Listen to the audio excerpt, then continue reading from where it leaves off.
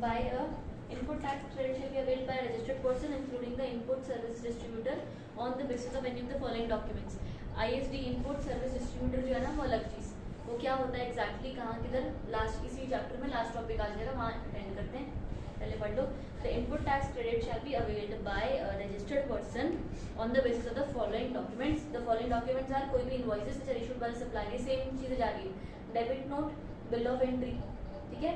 Revised invoices, अगर कोई revised invoice करा है, पॉइंट समझ में आ रहा है. रिवाइज्ड इनवॉइसेस पहले वो अलाउड नहीं था, अलाउ हो गया, उसने कोई रिवाइज्ड इनवॉइस इशू किया तुमको, कोई भी इनवॉइस. और उसके अलावा आईएसडी वाले इनपुट सर्विस डिस्ट्रीब्यूटर वाले इनपुट सर्विस डिस्ट्रीब्यूटर का क्रेडिट नोट इशू करते हैं, उस तरीके से होता है. आपको ध्यान क्या रखना है कि डॉक्यूमेंट्री एविडेंसेस चाहिए ये वाले कुछ, जिनके मदद से आप क्या कहते हैं ये जीएसटी का आईटीसी क्लेम कर सकते हैं. ठीक है. कितना मुश्किल बता रखा है ना इसमें, तो नॉर्मल बिल दे देते हैं, हो गया काम. बस इतना है. Invoice issued by supplier, invoice issued in accordance with the provisions of this section, साथ साथ debit note, bill of entry, revised invoice. Example cut कर लो. ऑथेंटिसिटी ऑफ इनवॉइसेस और requirement of all particulars of ITCs. आपका of course बोला गया है कि आईटीसी अगर आपको अवेल करना है तो सारे इनवॉइस के अंदर जो भी डॉक्यूमेंट के अंदर जो भी डिटेल होना चाहिए ना वो सब होना चाहिए. Specific all particulars as specified provision in this chapter, invoice वाला चैप्टर के अंदर तुम्हारा सब कुछ डिटेल्स दिया हुआ है. डॉक्यूमेंटेशन और सब चैप्टर्स के अंदर बोला हुआ है कि आपका are contain the set document and the relevant information are contain the set document is furnished in form GSTR 2. Right ma'am, ये जो फॉर्म होते हैं हमारे जीएसटीआर 3B, ये हमारा लास्ट में जाता है, वो पूरे साल की रिटर्न होती है उसमें. जो जीएसटी 2 है ये सब है, पूरा रिटर्न का एक चैप्टर है. 2, 1, 3 सारे एक बार क्लियर करोगे थोड़ा, जैसे इसमें बार बार आ रहे हैं, तो 2 वाले में क्या होता है? 2 इज आउटवर्ड सप्लाईज, अभी हमने देखा था ना. अच्छा, जो हम सेल कर रहे हैं वो हम इसमें डालेंगे. हाँ. और जीएसटीआर 1 नहीं, जीएसटीआर 1 इज आउटवर्ड, जीएसटीआर 2 अलग है. ये तुम्हारा इसका है, डिटेल्स है सारी आईटीसी वाली. क्या क्या क्या क्या तुमने वो भेजा हुआ है ना, input tax credit shell be availed is furnished in form GST. इसमें डिटेल डालनी है हमने, डिटेल डाल दी आईटीसी वाली. जीएसटीआर 1 सप्लाई, 2B वाला तुम्हारा मुझे रिफ्लेक्ट हो रहा है रेसिपिएंट के पास. अच्छा, ए में हमारा आउटवर्ड हो गया, वो 1 में आउटवर्ड हो गया, 2 में हमने डिटेल डाल दी, और 2B में हमारा उसका माइनस करके जो था वो बैलेंस आ गया ना, इस टाइप से. Input tax credit shall be availed by a registered person only if all the applicable particulars are specified in this or invoice are contained in the said document and the relevant information is contained in the said document is furnished in form GSTR 2. वो सारे document जो तुम्हारे suppliers की है ना, किसको किसको तुमने क्या क्या भेजा है, वो सब तुमने GSTR 2 में यहाँ पर रखी है. मैंडेटरी रिक्वायरमेंट यानी कि ये वाली डिटेल तो देनी पड़ेगी. क्या क्या है? डिटेल्स ऑफ अमाउंट, क्या टैक्स चार्ज किया है, description of goods and services, total value of supply कितनी, GSTIN नंबर तुम्हारा, place of supply, input tax rate as में भी अवेलेबल. तो ये सारा डिटेल्स फर्निश होगा. ठीक है. तुम्हारे इनवॉइसेस में साथ ही साथ GSTR 2 में, जो GSTR 2 गवर्नमेंट के साथ फाइल होगा, और उसी ही हिसाब से अगर ये सब डेटा डन है तो ही तुम्हें आईटीसी का क्रेडिट मिल सकता है. यहाँ तक ठीक है. अगला, no input tax rate shall be availed by registered person in respect of any tax that has been paid in percent of any order where any demand has been confirmed on account of any fraud without और wilful misconduct. तुमसे कोई पैसे भरवाए गए हैं क्योंकि तुमने कोई fraud किया, उसका आईटीसी नहीं मिलने वाला. ऑब्वियस सी बात. फोर्थ पॉइंट कट कर दो. पेनल्टी वगैरह होगी ना. हाँ. पेनल्टी कम कुछ. नेक्स्ट तुमने बोला following in the detail, following details क्या है. MS ABC limited purchase goods of rupees 10 lakh, IGST ने पे किया 1,80,000 का. Date of invoice through which goods are purchased 1/4 का इनवॉइस है. गुड्स आए 5/4 को. ठीक है. Date of filing of return of income है तुम्हारी 25/9/23. तो when can the credit be taken? 25/9/23. When can the credit be taken? अच्छा, क्रेडिट उसका नेक्स्ट मंथ, उसी मंथ में ले सकते हैं हम. नेक्स्ट तो तुम्हारा जब भी तुम्हारे गुड्स आ गए ना, ये 1/4 या 5/4 उस मंथ में ले सकते हैं हम. 1/4 या 5/4 क्योंकि 5/4 ना, 1/4 का उसका इनवॉइस बनाए, पर गुड्स आईटीसी का एक कंडीशन है कि गुड्स आने चाहिए, तो 5/4 का तुम्हारा हो गया. ठीक है. If he doesn't credit due to the doubt for eligibility of credit, then up to the date, किस दिन तक वो 30 लास्ट नवंबर और date of filing of return whichever is earlier. हाँ, the date of filing of return is 25/9. तो ये next वाले में आएगा कि 30/11/23, 23 ही है ना यहाँ पर, 30/11/23 और 25/9/23 whichever is earlier. Okay ma'am. पक्का. अगला बताओ किस किस चीज का आईटीसी मिलेगा, किसका नहीं. Calculate the amount of input tax rate availed for ये लिसोन लिमिटेड दिसंबर 23. ठीक है. और उसमें पहला goods purchased against tax invoice, इसका आईटीसी मिल सकता है. Yes, ma'am. बिना टैक्स इनवॉइस के है तो आईटीसी मिलेगा। No, ma'am. Very good. Second वाला goods purchase from PQR limited in December, payment to PQR भी कर दी जनवरी में, PQR limited deposited the amount to this ये भी पेमेंट हो गया, तो क्या इसका मिल जाएगा क्रेडिट? मिल जाएगा ना, कोई प्रॉब्लम नहीं है, बस टिक मार दो फिर यहाँ पर। Fourth, goods purchase in December 23 but received in January 24, मिलेगा। नहीं मिलेगा। जनवरी में मिलेगा ना? दिसंबर में तो नहीं मिलेगा। अच्छा दिसंबर का था, नहीं मिलेगा ना इसका दिसंबर में। तो फिर तो वाले का भी नहीं मिलेगा। न्यू पर तो पेमेंट है ना, पेमेंट की कोई दिक्कत नहीं, तो रिसीव्ड ही जनवरी में हो गया है ना? नहीं ऊपर भी नहीं मिले, पर गवर्नमेंट को बाद में पे किया चला। गवर्नमेंट को हमने पे किया 20/1/24 को, तभी तो पैसे आपकी में आएगा। हाँ तेरे को गुड्स तो पर आ जाएगा ना। गुड्स तो पहले दिसंबर में आ गए थे ना? ये कर कर। अच्छा अंदर मेरी बात, यहाँ पर क्या हो रहा है, आपका वो GSTR 2B में रिफ्लेक्ट होता है, वो हमने देखा था ना 2B 3B वाला था, अगली वाली मंथ की वो क्या था 20 तारीख को नेक्स्ट मंथ था ना, तो इसने कर दिया ना 20 तारीख को तो नेक्स्ट मंथ तक सब कुछ, इसलिए उसको मिल जाएगा, ठीक है। दिसंबर में नहीं मिलेगा। मतलब दिसंबर का तो मिलता ही अगले साल अगले महीने में है ना, दिसंबर के सब चीज़ों का जो भी ITC होगा वो मिलता तुम्हें अगले साल की 20 तारीख को रहेगा, तो इसने अगले साल का ही अगले महीने का ही 20 तारीख को मिल रहा है ना इसको। टूट गया। हर चीज में अगले साल की 20th, हर चीज में अगले साल अगले साल ही बोलो, अगले महीने का 20th, हर मंथ का अगले मंथ का तुम्हें मिलता है ना, वही हम बोल रहे हैं यहाँ पर। अच्छा ये वाला जो है ये अगले मंथ में मिल जाएगा, ये जो है ना तुम्हारा दिसंबर 23 और जनवरी 24 ये साल लिखा हुआ है यार, यहाँ पर तुम गलत हो गए, ये 23 दिसंबर नहीं है, जनवरी दिसंबर 2023 है, जनवरी हाँ, 2024 है, साल तो चेंज हो गया। साल ही चेंज हो गया ना। हाँ बात एक ही है, जो मर्जी करा दो। पर हम वहाँ पर इस तरीके से नहीं कह रहे हैं, लग रहा है साल के ऊपर भी चेंज हो गया। साल के ऊपर भी। ठीक है, अरे मिल जाएगा ऊपर वाला। कौन देखता है जिस दिन का बिल है ना वो चढ़ा के पास से करते हैं, इतना नहीं कोई देखता कि गुड्स का रिसीव हो रहा है कब नहीं receive हो रहा है। पर सरकार थोड़ी देखने आ रही कि हम बिल अगर 25 तारीख का कटा हुआ है, अगर हमें गुड्स अगले महीने 10 तारीख को आ रहा एग्जीक्यूटिव है। क्लियर करने के लिए देखना पड़ेगा हाँ, वो तो बस, और कुछ नहीं कर सकते इस चीज़ का, बोले तो कितना भी देख ले, प्रैक्टिकल तो प्रैक्टिकल ही है, एक तो थियोरी ही है। Next, service purchased on which tax not paid by supplier to government since C date, no ma'am. नहीं आया क्योंकि टैक्स ही नहीं दे किया। अगला, एडवांस पेमेंट 2 लाख का, तो कुछ में तो एडवांस पेमेंट हम टाइम ऑफ सप्लाई के हिसाब से नहीं देखते हैं, फिर यहाँ पर भी नहीं आएगा। याद आ रहा है advance payment no GST, GST कब जब आखिरी पूरी पेमेंट हो गई, एडवांस पेमेंट सिर्फ RCM में देखते थे ना? सर्विस में देखते हैं, गुड्स में नहीं देखते हैं एडवांस पेमेंट। RCM का बात नहीं है, सर्विस या गुड्स का बात था। क्या? RCM वाला भी तो था। पर एडवांस पेमेंट नहीं है आया। एक चीज़ में थोड़ी सी कंफ्यूजन है, जैसे आज अगर मुझे गुड्स रिसीव हुआ है तो मुझे ITC कब तक मिलेगा? नेक्स्ट मंथ की 20th? क्योंकि देख अंडरस्टैंड, ITC तुम्हें अब तक मिलेगा का प्रॉब्लम नहीं है, हम ऐसा बोल रहे हैं कि देख यहाँ पर तेरे ऊपर वाला जो क्वेश्चन था जिसमें तुमने डेट्स निकाली थी, या तो 1/4 या तो 5/4 ये निकाली थी, ये किस हिसाब से निकाली थी कि जिस दिन तुम्हें गुड्स मिल जाए या जिस दिन तुमने ये, तो you are eligible for that month, but जैसे ही मिल गया वैसे ही गवर्नमेंट को पैसे तो मांग नहीं लोगे ना, उसके बाद तुम रिटर्न्स फाइल करोगे, GSTR 2B 1 3 जो सारे रिटर्न फाइल होंगे, उस रिटर्न में तुम डेटा डालोगे कि मुझे इतना इतना ITC मिलना है, ये काम हर महीने होता है, इसलिए यहाँ पर जो 20th दिया हुआ है ना उस रिटर्न के हिसाब से दिया हुआ है। आ जाएगा ITC रिटर्न का चैप्टर लिंक है ना, तो कल अपने रिटर्न का चैप्टर कर लेंगे और थोड़ा प्लान कर लेंगे यहाँ तक, ठीक है। अगला भी आ जाओ चल फटाफट से।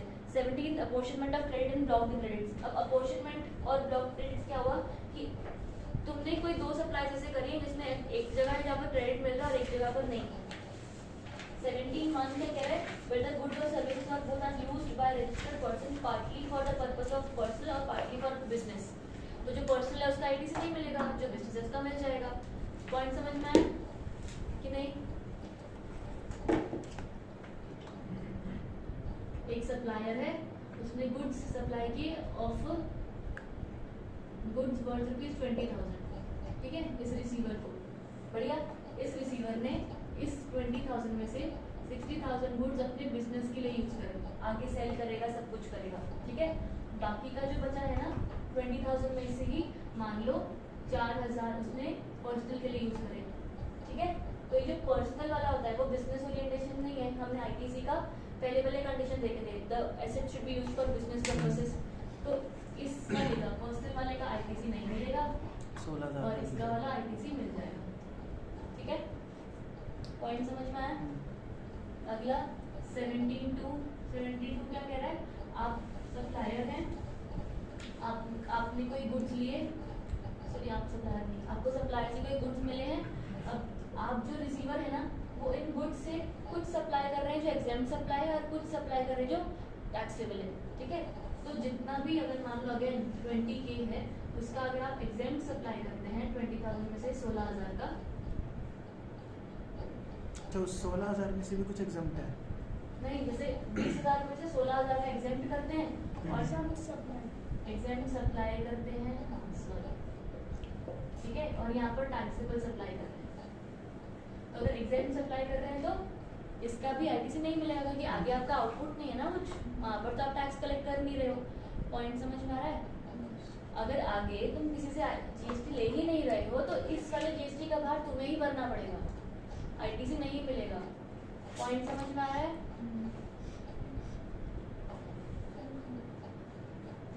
श्योर हो? आईटीसी यहाँ क्लेम पर मोड आईटीसी नहीं मिलेगा टैक्सेबल आइटम्स। यहाँ तक ठीक है। अब ना यहाँ पर ही नोट करके लिखो एग्जाम सप्लाई के बारे में। अच्छा एग्जाम के अंदर इंक्लूडिंग सॉरी टैक्सेबल के अंदर इंक्लूडिंग एससीजेड लिख लेना, एससीजेड नहीं जेडसीबी नहीं, zero rated supply ZRS, zero rated supply taxable में ही आती है ना अगर तुम्हें याद हो तो, जो एससीजेड को दी जाती है या तो कुछ था ना ऐसे इम्पोर्ट एक्सपोर्ट भी था उसका। जिन पे जीएसटी तो लगते हैं लेकिन अभी 0% लग रहा है। हाँ एग्जाम वाले में क्या क्या आती है?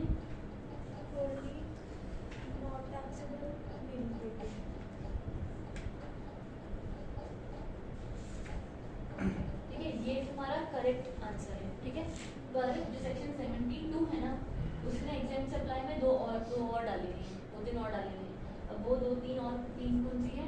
आरसीएम जो ऐड करी 17.2 में, sale of land and building,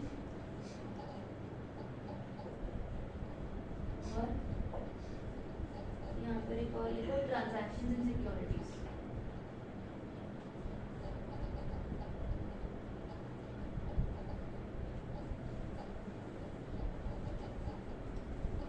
मतलब ऐसे तो क्या लिखना है?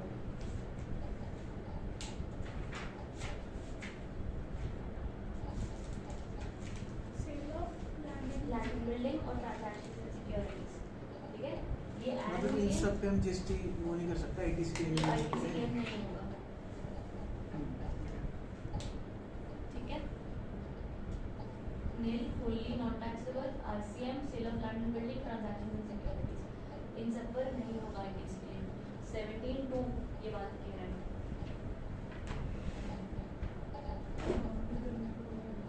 ये आगे इकट्ठा हो जीरो रेटेड में दो चीज़ है, export of goods and services और supply of goods and services. ठीक है। अच्छा यहाँ तक किसी को भी डाउट है बताओ। अब 17.2 हम देख रहे हैं ना, 17.2 रीड करते हैं। But the goods or services are both are used by registered person partly for affecting taxable supply and including zero rated and under this act or under the IGST act and partly for affecting the exempt supplies. ठीक है, under the said act. The amount of credit shall be restricted to so much as the ITC is attributable to the taxable ones. Difference between zero rated and exempt इस दोबारा उन्होंने समझा रखा है, देख लो। Nil holding non taxable, zero rate के अंदर बाकी एक्सपोर्ट और सप्लाई टू एसिड आता है, ये अपने को आता है ना, यहाँ तक हमको आइडिया है। अब ये जो मैं ऐड किए हैं 3 आगे वो नीचे तुम्हारे दिए हुए हैं। The value of exempt supply under this shall be such as may be prescribed and shall include RCM, देख लो, transaction securities and sale of land and building भी है, पता है बिल्डिंग कहाँ लिखा हुआ है, ये नीचे वाला। The value of land and building shall be taken as the same as adopted by the stamp duty. हाँ ठीक है, इसकी जरूरत नहीं, एक्सप्लेनेशन रहने दो, नीचे का और भी रहने दो। और जो काम की चीज लिख ले, पेपर में आएगी भाई है। हाँ जी तक ठीक है। अगला फोर्थ, यहाँ तक क्लैरिटी है? पक्का बताओ, ये यहाँ पर खत्म हो जाएगा ठीक है। नेक्स्ट अब बोला हुआ है बैंकिंग और फाइनेंशियल इंस्टीट्यूशंस के लिए।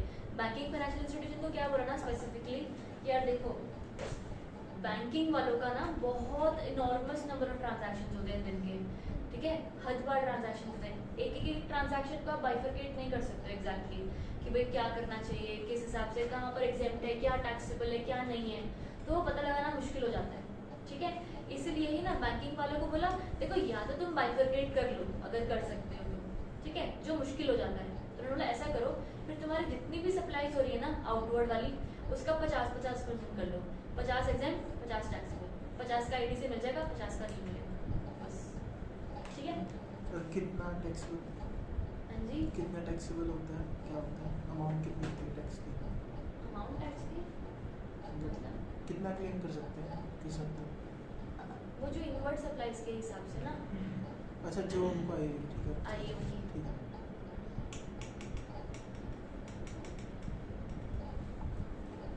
मान ले इनवर्ड सप्लाई आया, इनपुट वाला आया बैंकिंग को 12 लाख का, तो उस 12 लाख का या तो 50-50% कर लो, 6 lakh taxable, sorry 6 lakh exam हो जाएगा। अरे यार 6 लाख का 6 लाख आईटीसी का क्लेम कर सकते हैं, 6 लाख का नहीं कर सकते। नहीं कर सकते। 12 लाख टोटल इनवर्ड सप्लाई जाती है बैंक के पास।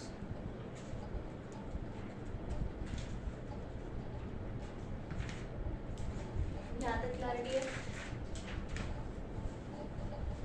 पढ़ो इसको भी, इनवर्ड पढ़ो सप्लाई और परचेज लिख दूं, सेम ही है। पढ़ लोगे इसको। Fourth, a banking company or a financial institution including a non-banking financial company engaged in supplying services by way of accepting deposit, extending loan advance shall have the option to either comply with the provisions of subsection 2 or avail every month an amount equal to 50% of the eligible input tax credit or on input capital goods, input services in that month। ठीक है, कुछ भी उसका input आया हो, भले capital है, भले रॉ मटेरियल है, भले जो भी है, input services in that month, the rest shall lapse, बाकी का नहीं मिलेगा।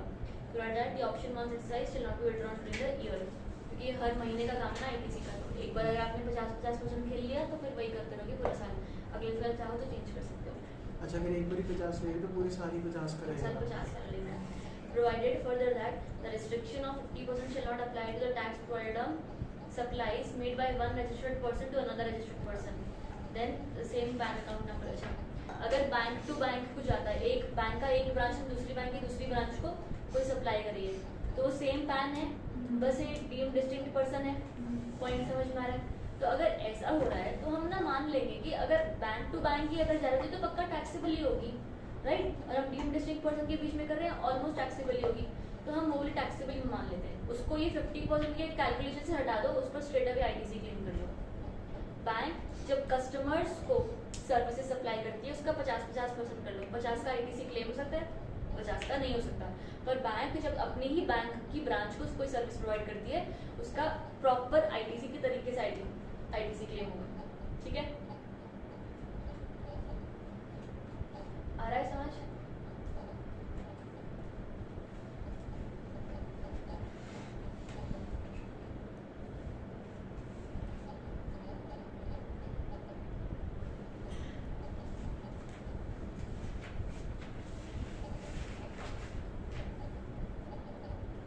चलो 17.5 शुरू करें, सबका हो गया यहाँ तक। 17.5 ब्लॉक क्रेडिट्स। अब इधर ना इन्होंने क्या बोला है, notwithstanding anything contained in the subsection 1 of 16 और ये सब input tax credit shall not be available in respect to the following. Input tax credit इनके लिए अवेलेबल है ही नहीं। क्या क्या चीज़ें, motor vehicle for transportation of persons having approved seating capacity of not more than 13 persons, ठीक है, including the driver except when they are used for making the following taxable supply. यानी कि गाड़ी जिसमें 13 लोगों से कम लोग बैठ सके उसका आईटीसी नहीं मिलता, ठीक है। 13 से ऊपर वाली का मिलता का मतलब बस कुछ हो जाएगी ना,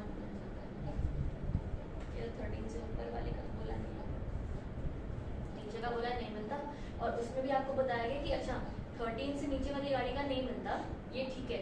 पर अगर वो गाड़ी तुमने किसी डीलर ने खरीदी है आगे बेचने के लिए, या वो गाड़ी किसी और ट्रांसपोर्टेशन ऑफ पैसेंजर्स के लिए कोई टैक्सी या उसकी तरीके से खरीदी हुई है, कोई उबर वाली कंपनी ने खरीदी हुई है, या तो इम्पार्टिंग ट्रेनिंग ड्राइविंग स्कूल से खरीदी हुई है, तो उनका तो ये फर्दरेंस ऑफ बिजनेस हुआ ना, ठीक ठीक है, यानी कि मतलब क्या हुआ कि आप अगर आप अपने ऑर्गेनाइजेशन में हैं, आप अपनी कंपनी के लिए गाड़ी खरीदते हैं, अपने क्लाइंट्स के लिए गाड़ी खरीदते हैं या बिजनेस जाने के लिए गाड़ी खरीदते हैं, ये भले फर्दरेंस ऑफ बिजनेस हो पर हम इसको फर्दरेंस ऑफ बिजनेस नहीं मानते, ठीक है।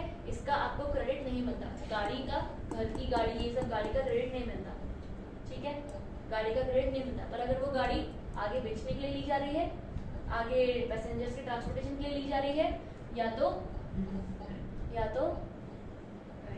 ट्रेनिंग वगैरह के लिए, तो ये तीन इन का तीनों पे नहीं मिलता, ABC में मिलता है, ABC में मिलता है, बाकी में नहीं मिलता। हाँ, ठीक है।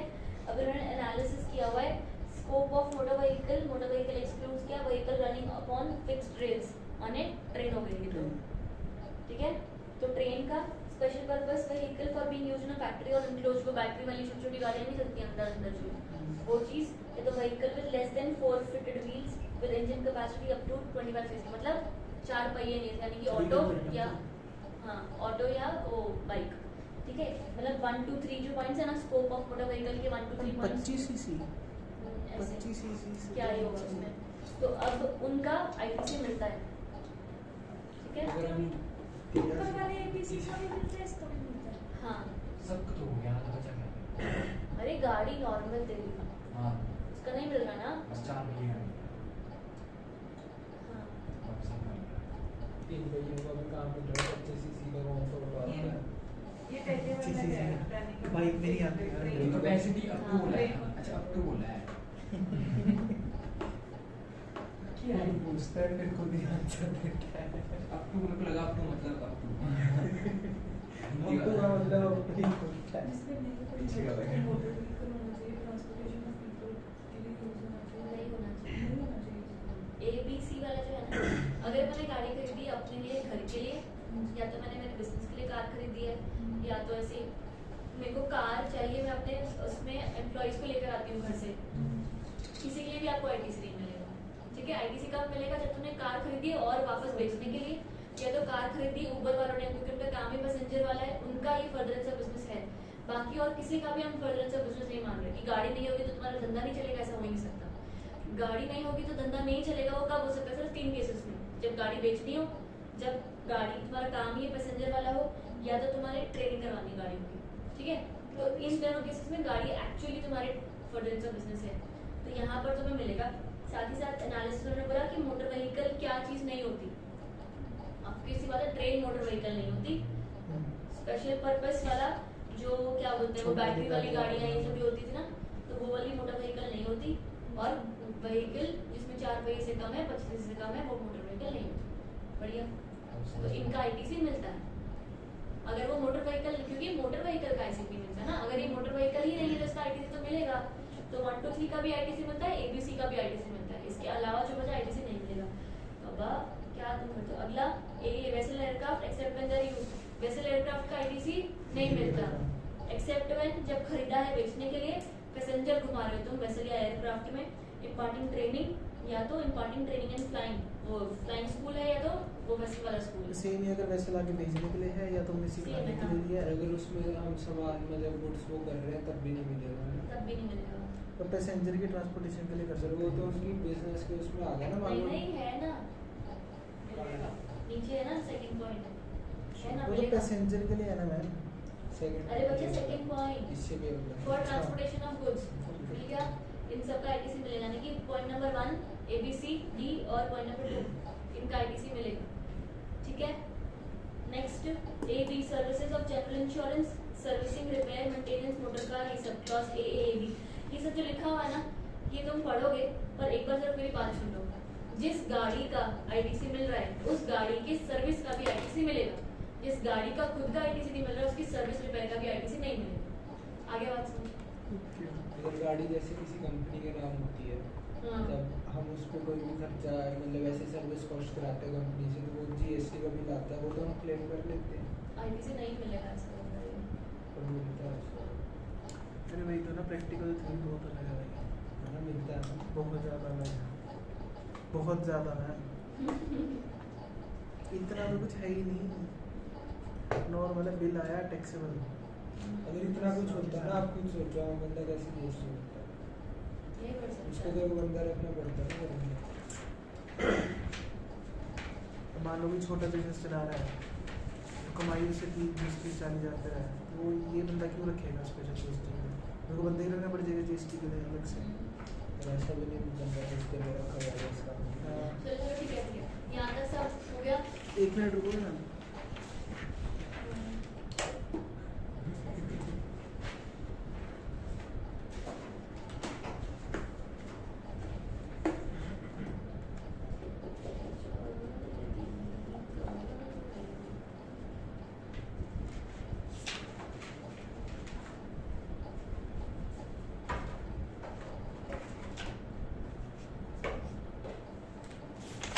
हो गया ना? पक्का? Okay, next तुम्हारा भी यहाँ तक हमने कर लिया। ये पॉइंट नंबर 1 2 देखो, मोटर व्हीकल वेसल एयरक्राफ्ट ये पढ़ लेना एक बार, बस वही ध्यान रखना जिसका मेन गाड़ी का मिल रहा है तो सर्विस का भी मिल रहा है, गाड़ी का नहीं मिल रहा तो सर्विस का भी मिल रहा है। अगले पेज इंश्योरेंस का भी मिलता है? सेकंड पॉइंट पर आओ। In supply of general insurance services in respect of such motor vehicle vessel और एयरक्राफ्ट इंश्योर्ड बाय हिम। मतलब क्या हुआ, यहाँ पर आपको नहीं मिल रहा है, यहाँ पर आपकी बात नहीं कर रहे, हम इंश्योरेंस की कंपनी की बात कर रहे हैं। उनको मिलेगा क्योंकि उनको मिलेगा, उनका तो फर्दर ऑफ बिजनेस है ना। अगर एक और बिल जो वो हमें 18% का दे रहे हैं, अरे आउटपुट बाबा। नहीं हुआ ये, उनका तो आउटपुट नहीं हुआ। ये उनका आउटपुट हुआ, तुम पैसे दोगे, आगे वो कोई इनवर्ट सप्लाईज ले रहे, कहीं और से इंश्योरेंस लेने की एडेड एडवांटेजेस होते हैं ना। तो अगर मैंने कहीं और से कोई सर्विस ली है और आपको आगे सर्विस दी है इंश्योरेंस की, तो मुझे इंश्योरेंस कंपनी को आईटीसी मिलेगा इंश्योरेंस का गाड़ी पर, क्योंकि इंश्योरेंस देना उनका फर्दर ऑफ बिजनेस है। यहाँ तक ठीक है। पॉइंट नंबर 2 में लिख दो कि applicable for insurance companies. Insurance company में तो जनरली वैसे आरसीएम नहीं होगा क्योंकि आगे उनके एजेंट होते हैं, वो कराते हैं। वो तो एक कंपनी को दे रहे ना, वो सर्विस अलग है। इंश्योरेंस कंपनी जो तुझे दे रही है सर्विस वो अलग है। अच्छा हमें मान लो हमने इंश्योरेंस की कंपनी को रिपेयर कराई, उसका बिल हमारा 50,000 बन गया, लेकिन इंश्योरेंस वालों ने भरा, हाँ, तो वो इंश्योरेंस वाली कंपनी क्लेम करेगी, आईटीसी क्लेम करेगी। हम तो नहीं करेंगे ना, उसको हम नहीं। नहीं कर सकते ना। और जो इंश्योरेंस कराते हैं, हाँ, एक डॉक्यूमेंट होता है जो इंश्योरेंस कराते हैं, तो उस पर हम अवेल कर सकते हैं ना। उस पर भी नहीं कर सकते मिसला। इंश्योरेंस करने का जैसे आपने अपनी गाड़ी का इंश्योरेंस नहीं कराया, कर सकते। तो उसका भी नहीं कर सकते।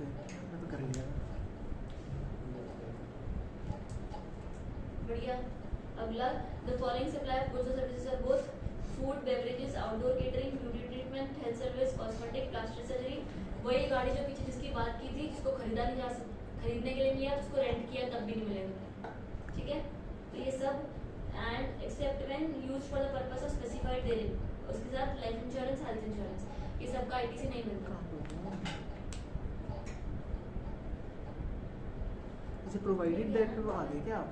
हाँ? प्रोवाइडेड दैट पे आ गए? नहीं, ऊपर का ही तो बड़ा सारा। यहाँ अच्छा, क्या हो ठीक गया? है। क्यों? लीजिंग रेंटिंग पड़ा, उसके बाद नीचे point life insurance, health insurance. इनके ऊपर भी नहीं मिलेगा ना? आईटीसी नहीं मिलेगा। हम वो पढ़ रहे ना, ब्लॉक्ड वाला आईटीसी पढ़ रहे हैं ना। जो जो पॉइंट्स आ रहे हैं ये सारे का आईटीसी नहीं मिलता, ब्लॉक है। अब इसका मतलब क्या हुआ, जो गाड़ी तुमने खरीदी है जिसका आईटीसी नहीं मिल रहा है, उसका डेप्रिसिएशन क्लेम कर लो। याद आया? क्योंकि डेप्रिसिएशन पूरे वैल्यू पर क्लेम कर लो, क्योंकि आईटीसी नहीं मिलता थियोरेटिकली एटलीस्ट। यहाँ तक ठीक है। अगला अभी तुम्हारा provided that ITC if in similar line of business, यहाँ पर लिख लो प्रोवाइडेड दैट लिखा है ना, वहाँ पर लिखो ITC availed if in the similar line of business. इसको लिखो एक बार। काट के उसको प्रोवाइडेड नहीं नहीं, काटनी वहाँ पर लिखना है। आईटी से weld If in the similar line of business.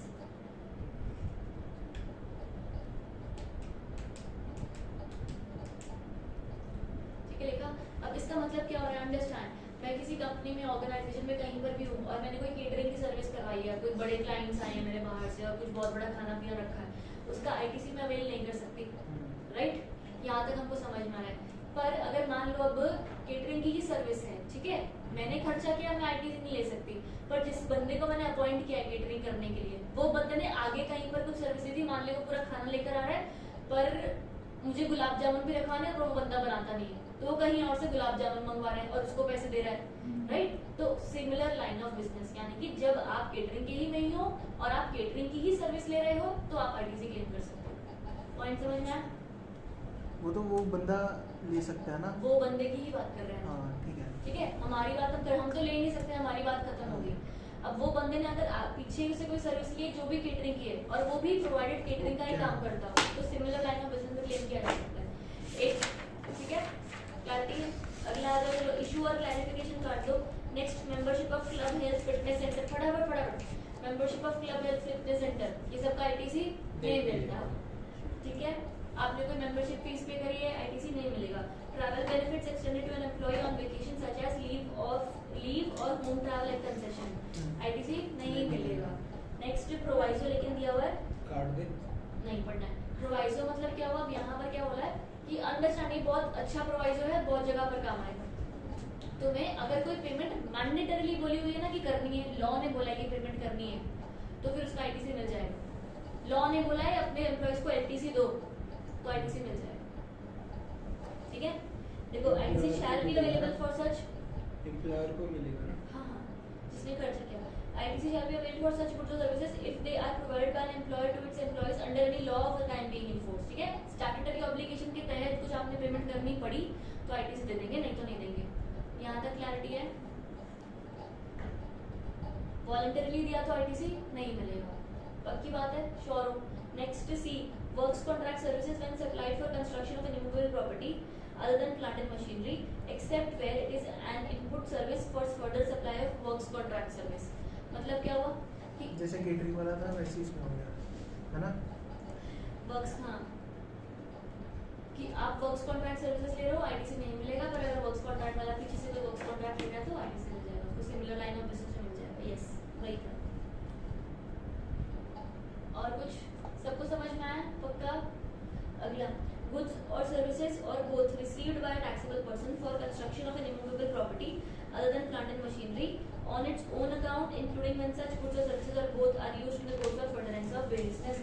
अब ये भी सिमिलर ही है। अच्छा, एक बिजनेस के लिए लो, कंस्ट्रक्शन ऑफ मूवेबल प्रॉपर्टी में आपके पास आ रहा था बिजनेस के पर्सनल के लिए सारा नो कंस्ट्रक्शन का आईटीसी। आईटीसी नहीं मिलता, हमें तुम्हारा यही ध्यान रखना है कि कंस्ट्रक्शन का नहीं मिलता। जैसे अगर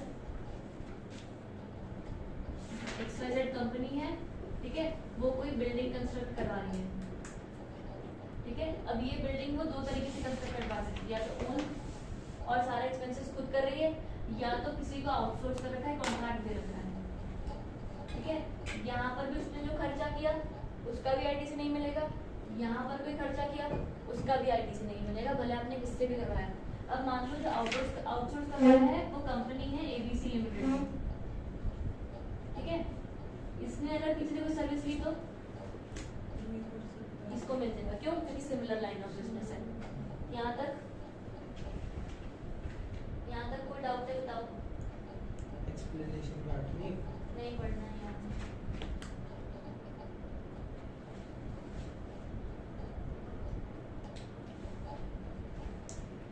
यहाँ तक क्लैरिटी। अब एक चीज ध्यान दो, अब प्लीज ध्यान दो, यहाँ पर है ना, अब जब ओन वाला है, ओन अकाउंट में ये खुद से कंस्ट्रक्शन करवा रहा है, तो आईटीसी वैसे तो हमने मना कर दिया नहीं मिलता है, पर एक जगह है जहाँ पर मिल जाता है, वो किस हिसाब इसी से? चल रहा है वैसे। बीच में गर्म हवा आ रही है ना, वो पक्का बिल्कुल है। अगर आपका ओन अकाउंट में है, प्लीज, हाँ, ओन अकाउंट में है तो एक चीज का ध्यान दो प्लीज कि आपका अगर कोई एक्सपेंस है वो कैपिटल नेचर का है या रेवेन्यू नेचर का है, ठीक है। रेवेन्यू नेचर के एक्सपेंस के लिए आईटीसी मिल जाएगा, कैपिटल नेचर के एक्सपेंस के लिए आईटीसी नहीं मिलेगा। एक बंदा जब कंस्ट्रक्शन करवाता है उसके खर्चे का आईटीसी नहीं मिलता, पर अगर वो खर्चा सिर्फ रेवेन्यू नेचर का है तो रेवेन्यू वाले पोर्शन का आईटीसी मिल जाएगा, कैपिटल वाले पोर्शन का आईटीसी नहीं मिलेगा, ठीक।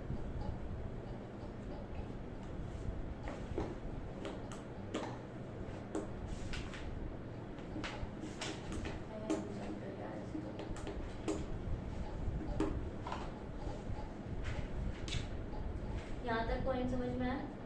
यस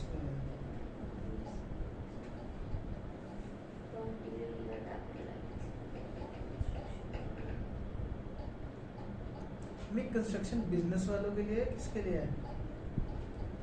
कंपनी अच्छा जगह जैसे कोई भी कंस्ट्रक्शन कंपनी है या कोई कंपनी कंस्ट्रक्शन करवा रही है, करवा रही है, ये जो ABC थी वो कंस्ट्रक्शन कंपनी और थी। उसको मिलेगा आईटीसी।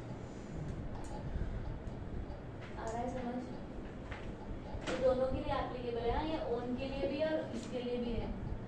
मतलब एक्सपेंस जो आप कर रहे हो। आ रहा है ना समझ? दिया देती हो। और यहाँ पर हमने बोला आपने तो बादल जैसे मर्जी बैठा करो। कंस्ट्रक्शन पढ़ भी लिया, कंस्ट्रक्शन ओन एक मुझे समझ आ गया, क्या समझाया? समझे? हाँ कंस्ट्रक्शन अगर खुद से करवाई है उसने तो उसके एक्सपेंसेस देखेंगे, अगर कैपिटल वाला है तो उसका आईटीसी नहीं मिलेगा, रेवेन्यू वाला तो आईटीसी मिल जाएगा। Very good. आउटसोर्स करवाया वो जिस कंपनी से करवाया उसको आईटीसी मिल जाएगा। और इसको आउटसोर्स करवाया तो आईटीसी मिलेगा XYZ को ना इसको भी ये वाला आईटीसी मिल जाएगा ऐसे वाला, यानी कि अच्छा, यहाँ same. पर हाँ सेम। ठीक है पक्का? किसको लास्ट में किसको बोला आपने? क्या लास्ट में अभी किस कंपनी की बात? XYZ की बात कर रहे हैं। XYZ जैसे मेरी कंपनी है, मुझे मेरी कंपनी में कंस्ट्रक्शन करवानी है, तो मैं कंस्ट्रक्शन के एक्सपेंसेस का आईटीसी क्लेम नहीं कर सकती, पर प्रोवाइजो रेवेन्यू वाले खर्चे का आईटीसी क्लेम कर सकती हूँ। भले मैंने वो खर्चा खुद किया हो या तो किसी और को आउटसोर्स करा हो कि तू करके दे, कंस्ट्रक्शन करके दे। मुझे बिल्डिंग बनानी नहीं आती ना, तो मैंने किसी और तीन आपने एक वो बताई इसमें है ना? तीन अगर अपने आउटसोर्स में करवाया तब भी सिर्फ करने के बाद हाँ नहीं वो दिमाग को रोटेट करके ऐसी ही कैमरा समझा दो नहीं आ रहा है। अरे आ गया मेरे को, आपने तीन बताए मेरे को, ये पहले नहीं बता दिया। ये ना ये तीन सीन है ये XYZ कंपनी है जो जिसकी कंस्ट्रक्शन हो रही है, जो करवा रहा है जो सर्विस प्रोवाइड करती है कोई कुछ और का, जो ये कंपनी का काम कंस्ट्रक्शन का नहीं नहीं है, है। ठीक है, अदर देन कंस्ट्रक्शन कंपनी है। ये अपनी प्रेमाइसेस में कोई बिल्डिंग बनवा रही है, ठीक है। जब ये बिल्डिंग बनवा रही है तो ये बिल्डिंग या तो खुद बनाएगी ओन अकाउंट, मतलब सारा बीड़ा खुद उठाया, अच्छा ठीक है ओके। या तो ये काम उसने किसी और से आउटसोर्स करवाया। तो जब वो काम करवा रही है ओन अकाउंट या ये, तो आपको आईटीसी अगर लेना है तो कैपिटल वाले एक्सपेंडिचर का नहीं मिलेगा और रेवेन्यू वाले एक्सपेंडिचर का मिल जाएगा। सिमिलरली आपने आउटसोर्स करवाया यही वाला। हाउएवर अगर आपने आउटसोर्स नहीं गिरता है ऐसे कैसे गिर सकता अरे तू तो हाथ में लगा मेरे को। आउटसोर्स ये करवाया, तो लगा, अच्छा ठीक है नहीं गिराता वो पहले ध्यान दो। ये वाला आउटसोर्स करवाया तो मिल जाएगा उसको मिल गया। किसको? दूसरी वाली कंपनी को, ठीक है बढ़िया, खत्म आगे। नेक्स्ट नेक्स्ट है वो देखा क्या बिंदु वाले वाला वो रिकॉर्डिंग ई वाला सेक्शन 10 क्या हो गया? अपना ये नहीं 10 चार्ज हो रहा है। ये जरा तो उसमें आएगा बैटरी में बिजली का साइन नहीं आ रहा 20% से कम हो गया बैटरी से भी राउंड कर दिया। नहीं ये ऑन है। ग्रीन ग्रीन लाइट आ रही है। अरे वो रिकॉर्डिंग की होती है। यहाँ तक समझ में आया, पढ़ें प्लीज। अगला तुम्हारा क्या है? ये जो कंस्ट्रक्शन है ना, ये बिल्डिंग का अगर होगा तो आईटीसी का, प्लीज यहाँ पर ध्यान दो यार, बहुत हो गया अभी। यहाँ पर कंस्ट्रक्शन हो रहा है तुम्हारा, अब यहाँ पर आईटीसी मिलेगा नहीं मिलेगा आपने पूरा पूरा पंगा देख लिया। पर एक और चीज होती है क्या कि कंस्ट्रक्शन कई बार आप एक मशीन के लिए करवाते हो। मशीन कैसे? जैसे बहुत बड़ी मशीन है, वहाँ पर कोई फाउंडेशन क्रिएट करना है, नहीं तो वो मशीन हिलेगी, वाइब्रेशन होंगे, कुछ प्रॉब्लम है, तो हम अगर मशीन का कोई फाउंडेशन क्रिएट करते हैं, इस चीज को अगर कंस्ट्रक्शन करवाते हैं तो कोई फर्क नहीं पड़ता, हर चीज का आईटीसी मिल जाता है, ठीक है, वो तो कैपिटल नेचर का ही होगा। मिल जाएगा। वही पॉइंट है कि अगर आप बिल्डिंग कंस्ट्रक्ट करवा रहे हो, आईटीसी कैपिटल का नहीं मिलता, रेवेन्यू का मिलता है। कंस्ट्रक्शन वाले बिजनेस में कोई है, उनका तो फर्दरेंस ऑफ बिजनेस है, उनको तो मिलता ही मिलता है। जहाँ पर मशीन वाला है, मशीन के लिए कोई फाउंडेशन क्रिएट किया, कंस्ट्रक्शन किया, उसका आईटीसी मिलेगा, भले कैपिटल हो या रेवेन्यू। फंडरेंस बिजनेस ये है। हाँ इसीलिए, ठीक है। यहाँ तक अगला पॉइंट चलो फटाफट खत्म करते हैं इस चैप्टर को, बिना मतलब का लटकाया। एक्सप्लेनेशन 1 में कंस्ट्रक्शन और रिकंस्ट्रक्शन के बारे में बताया, कैपिटलाइजेशन और नॉन कैपिटलाइजेशन, वो रेवेन्यू और कैपिटल को बाइफरकेट किया। हाँ नेक्स्ट एक्सप्लेनेशन 2। एक्सप्लेनेशन 2 में उन्होंने बोला कि भाई ये वाली चीजें for the purpose of this means plant and machinery means apparatus, ये वो सपोर्ट स्ट्रक्चर, ये सब। तो प्लांट एंड मशीनरी के अंदर प्लांट एंड मशीनरी का सपोर्ट स्ट्रक्चर भी आ गया, राइट। तो उसको अगर कंस्ट्रक्ट करवा रहे हैं, कुछ कर रहे हैं, सबका आईटीसी तुम्हें मिल जाएगा, ठीक है। पॉइंट समझ में आया? पर नीचे प्लांट एंड मशीनरी के अंदर क्या नहीं आता वो दिया हुआ है, ठीक है। A1 2 3 लैंड एंड बिल्डिंग नहीं आता ऑफकोर्स प्लांट एंड मशीनरी में। दूसरा telecommunication towers plant and machinery में नहीं आते। दूसरा pipelines lead outside factory premises plant and machinery में नहीं आते। तो इन सब में ब्रैकेट आईटीसी नहीं मिलता, ठीक है। तो ये पूरा क्लैरिटी है, मिलता है फिर नहीं मिलता है, फिर मिल जाता है फिर नहीं मिलता है, पूरा लंबा थोड़ा है, प्लीज वो कंफ्यूज हो जाओगे नहीं तो बाद में। खत्म करते हैं। नेक्स्ट ई वाला, goods and services both on which tax has been paid under section 10। Section 10 क्या है? Composition scheme. उनका आईटीसी नहीं मिलेगा ना, कंपोजिशन वालों को आईटीसी नहीं मिलता। अगला एनआरटीपी वाले हैं, उनको आईटीसी मिलता है? नहीं मिलता, एक्सेप्ट व्हेन उन्होंने खुद अगर गुड्स बाहर से इंपोर्ट किया ना और वो आगे फर्दरेंस कर रहे हैं तो आईटीसी मिलता है। वो इंडिया से अगर सामान खरीदते हैं आईटीसी नहीं मिलता, ठीक है। कैजुअल पर्सन को भी आएगा ना? एनआरटीपी, ये यहाँ पर एनआरटीपी बोला हुआ है सिर्फ, ठीक है। नेक्स्ट एनालिसिस उन्होंने बोला कि नॉन रेजिडेंट टैक्सेबल पर्सन होता कौन है, इसका फिक्स प्लेस ऑफ बिजनेस यहाँ पर नहीं है, ठीक है। फटाफट बताओ, और कुछ डाउट? चलो अगला FA वाला पॉइंट, CSR वाली एक्टिविटीज कर रहे हो आईटीसी नहीं मिलेगा।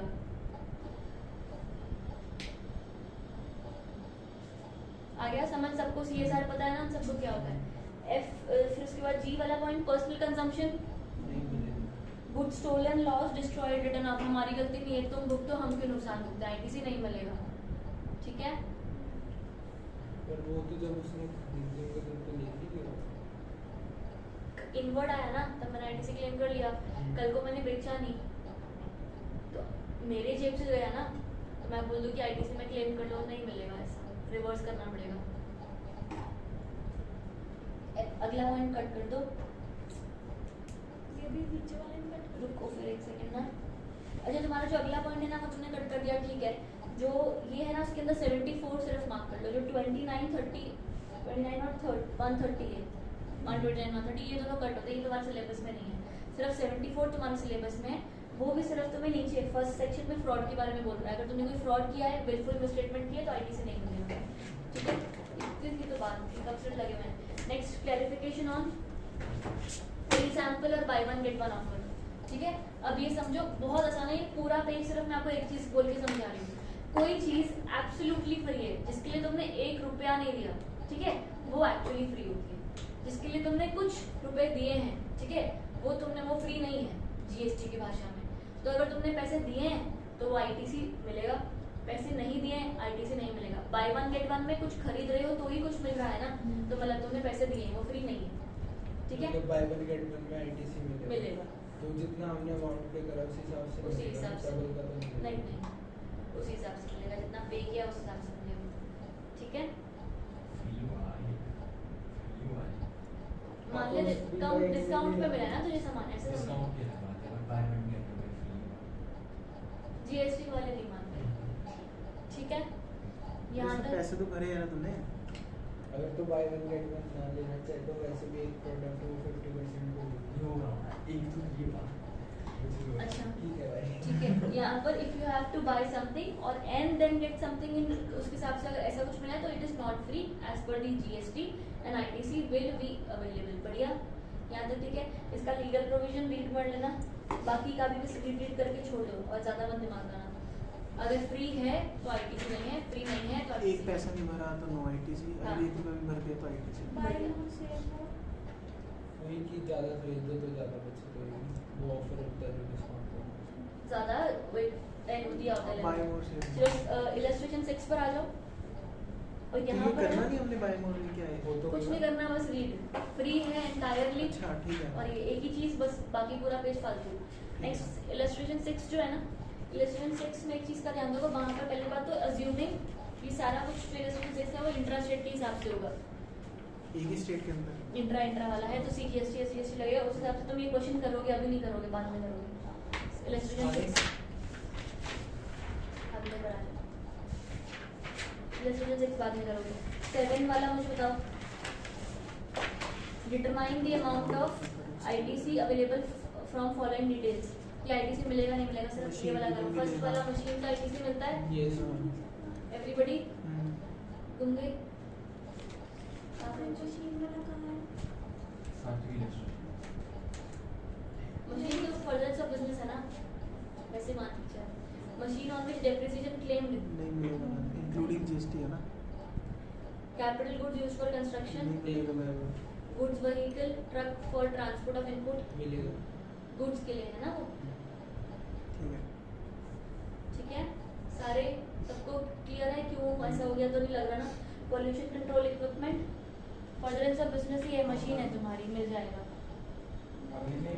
देख पॉल्यूशन कंट्रोल है दोनों तरीके से, तुम सोच के देख कि मशीन भी है और साथ ही साथ मैंडेटरी भी होगा। मोल्ड्स एंड डाइस ये भी उसमें पॉल्यूशन कंट्रोल में उसको सोच रहा था, कार्बन कार्बन नहीं बताया था फैक्टर। मोल्ड्स एंड डाइस वो भी मशीन का हिस्सा मान के चलो, मिल जाएगा। स्टोरेज टैंक मिल जाएगा। Laptop used in office located within factory मिल जाएगा। मिल जाएगा। Office located outside factory office के लिए है ना, यूज्ड इन ऑफिस क्या फर्क पड़ता है, कहाँ भी पड़ा हो मिल जाएगा। Capital goods used outside the factory for generating electricity for captive use in the factory. इसका भी मिल इसका जाएगा। भी मिल जाएगी, फैक्ट्री के लिए तो कर रहे हैं बस। कैपिटल गुड्स और pumps used outside the factory for pumping of water for captive using the factory. बढ़िया, ठीक है। इलस्ट्रेशन 8 तुम बाद में करोगे, मार्क करके रखो। और 9th वाला चल कर लेना, बाद में हो जाएगा ना, इतना दिक्कत नहीं आएगी इसमें।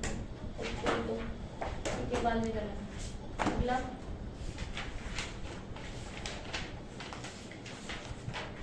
चलो section 18 availability of credit in special circumstances. अभी स्पेशल सर्कमस्टांसेस भी है, जब बोला आपको क्रेडिट मिल जाएगा, पहले मिलता हो नहीं मिलता हो तब भी मिल जाएगा, ठीक है। ये स्पेशल सर्कमस्टांसेस हैं।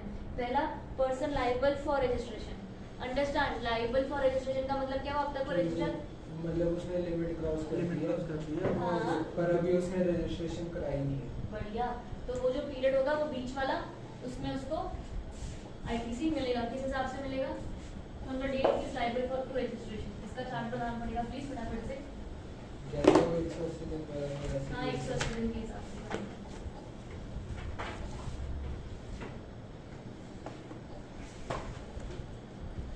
कितना बड़ा चार्ट है? ज़्यादा बड़ा है छोटा बड़ा है?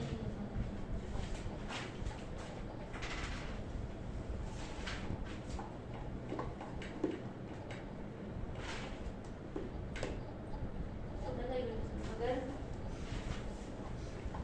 18(1)(a) सेक्शन ए और तुम्हारा टर्नओवर जो होगा if it exceeds the threshold limit,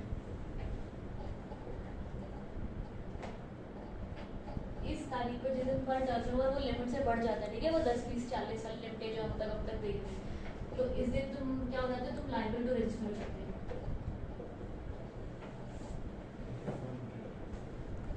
ठीक है, बढ़िया।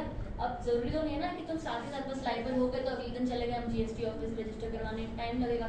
तो अगर ऐसा हो गया तो दो तरीकों से तुम काम कर सकते हो। क्या कि applied for registration within 30 days, या तो applied for registration later than 30 days ना, आफ्टर 30 days। अगर तुम्हारा applied for registration within 30 days है तो यहाँ पर से डालना इफेक्टिव डेट ऑफ रजिस्ट्रेशन क्या मानी जाएगी? अगर विद इन किया तो the date on which you became liable.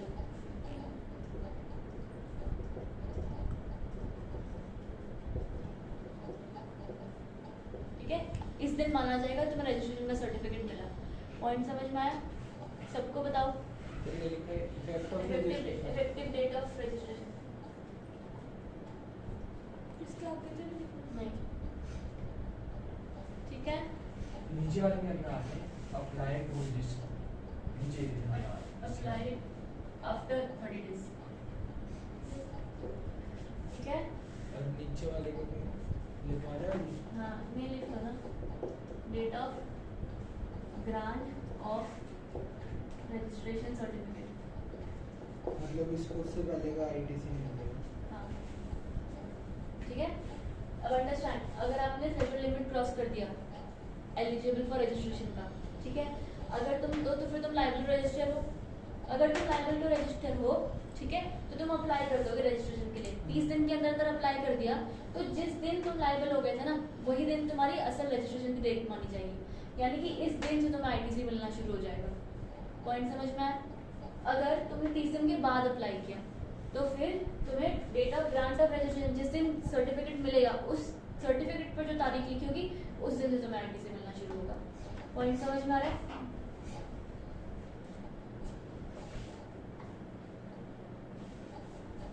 यहाँ पर अब नीचे नोट करके लिखो ITC for the stock available on the effective date of registration. साथ साथ लिख लो ना ITC for the stock available on the effective date of registration. Bifurcation, raw material और capital goods. रॉ मटेरियल का ITC मिल जाएगा, capital goods का नहीं मिलेगा।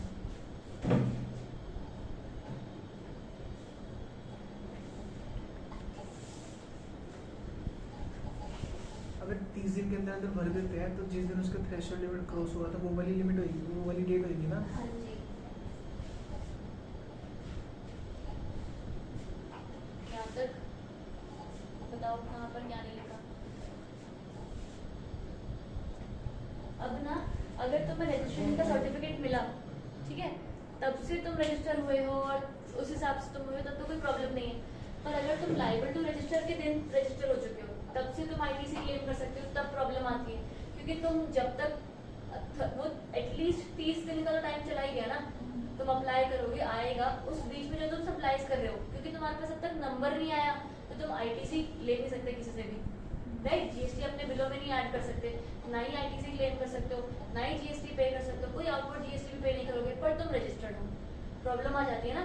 तो इसीलिए ही यहाँ पर दिक्कत आती है, क्योंकि तुम्हारे पास नंबर नहीं है पर सारी की सारी रिस्पॉन्सिबिलिटीज आ गई है। एग्जाम्पल लिखो, in case applied within 30 days, ठीक है। इस टॉपिक के लिए एग्जाम्पल लिख रहे हैं। अगर तुम्हारा मान लो मुझे नोट है, ये दोनों उसके लिए 30 दिनों के लिए, 30 दिनों से पहले वाले भी, 30 दिनों के बाद के लिए भी। हाँ जी। अगर 19, हाँ, अगर 19/7 मान लो तुम्हारी इफेक्टिव डेट है, ठीक है। अगर तुमने 30 दिन में अप्लाई किया, इफेक्टिव डेट कौन सी होती है, लाइबल टू रजिस्टर। मान के चलो 19/7 को तुम लाइबल टू रजिस्टर हो गए थे, तो ये तुम्हारी इफेक्टिव डेट हो गई। तुम्हें रजिस्ट्रेशन सर्टिफिकेट मिला अगर अगले महीने 28/8 को, ठीक है, राइट। तो ये जो बीच का टाइम है, ये वाला टाइम है, इस बीच में तुम मतलब GST के ITC के लिए भी लाइबल हो और साथ ही साथ आउटवर्ड वाला जो टैक्स होता है उसके लिए भी तो लाइबल हो ना, दोनों तरीकों से लाइबल हो। पर तुमने इस बीच में ना ITC क्लेम किया ना टैक्स पे किया, पंगा है। तो इसका ध्यान रखना पड़ता है कि अगर ऐसा कुछ होगा तो you will have to claim ITC and you will have to pay tax on outward supplies, मतलब पूरा आउट टैक्स जो लिखा है मैंने, आउटवर्ड सप्लाई टैक्स वो लिख लेना, ठीक है। But he cannot issue those invoices with in the GST, क्योंकि उसके पास नंबर नहीं है, प्रॉब्लम आ गई। तो फिर इसको आपको करना क्या पड़ेगा, यहाँ पर लिख लो, बस इतना लिख लो, फटाफट से मैं डिक्टेट करवा देती हूँ।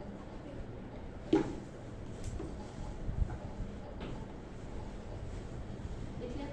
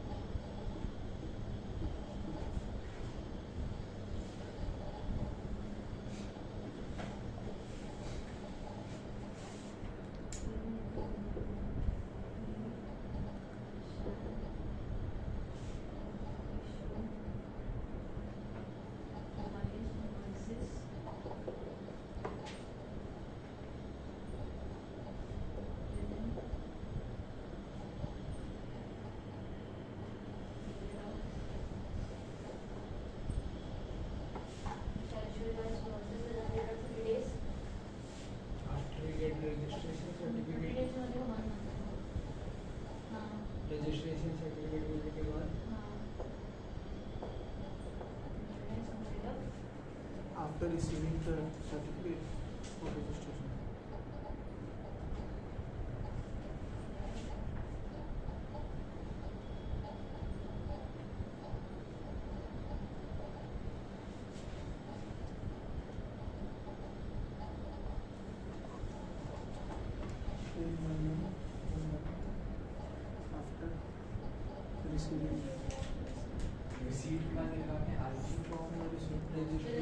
Registration registration certificate.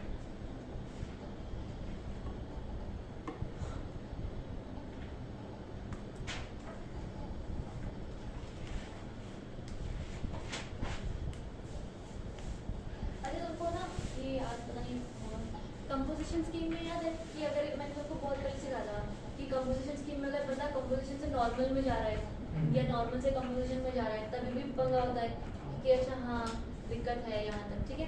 पर एक चीज़ हमने एक और देखी उसमें कैपिटल वाले जो गुड्स थे उनका वो 5% पर क्वार्टर वाला कुछ था, कुछ याद है हल्का फुल्का कि नहीं सारा भूल गया।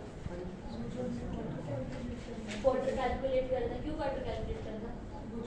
अच्छा वो डेप्रिसिएशन निकालने के लिए वो तो बैंक कार्ड्स पे था, मतलब बैंक के लिए था, लोन लिए थे और उनके पैसे नहीं दिए तो वो उसको बेचेंगे हाँ जब। हाँ हाँ उस टाइम पे तुमने देखा था। अब मान लो अगर एक बंदा कंपोजिशन स्कीम में है, ठीक है, यहाँ पर ना हमने देखा कैपिटल का मिलता ही नहीं।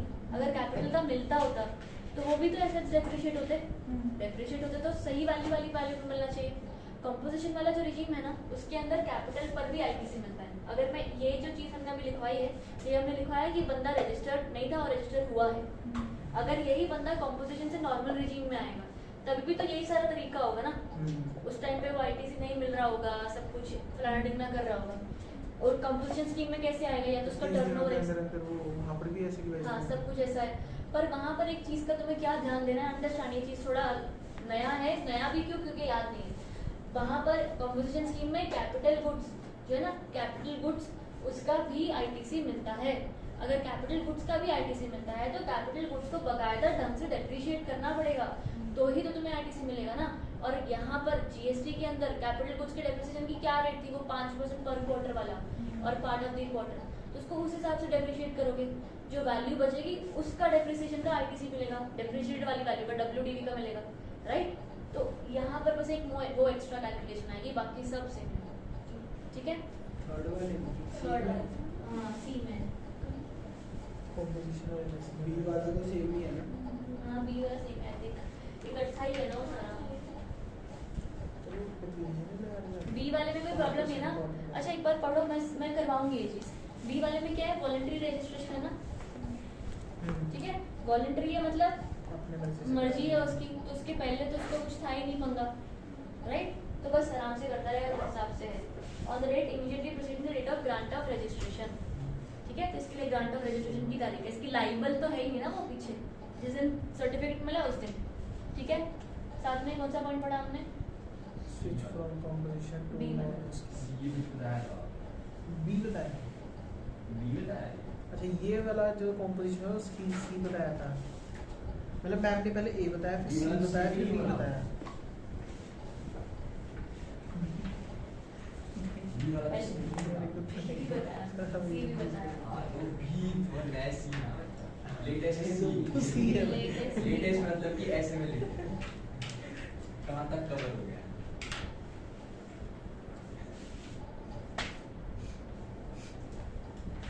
चलो switch दो from- पेज करने में कितना टाइम लग जाएगा हमें, लगेगा ना टाइम तो। मैं नहीं पढ़ रहा सी मैं नहीं बन रहा, कह रहे मैं नहीं पढ़ रहा सी वैसे। पढ़ेगा। मैं नहीं पढ़ना है तो पढ़ना पड़ेगा, कोई पढ़ना नहीं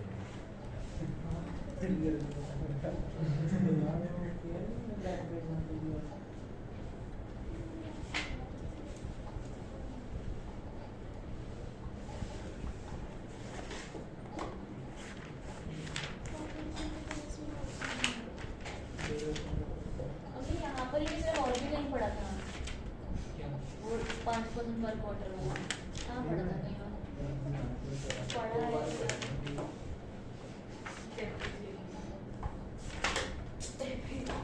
है। कहाँ पढ़ा है वो याद नहीं आ रहा।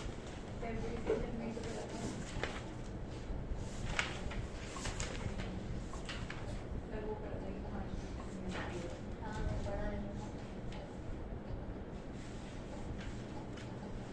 मान लो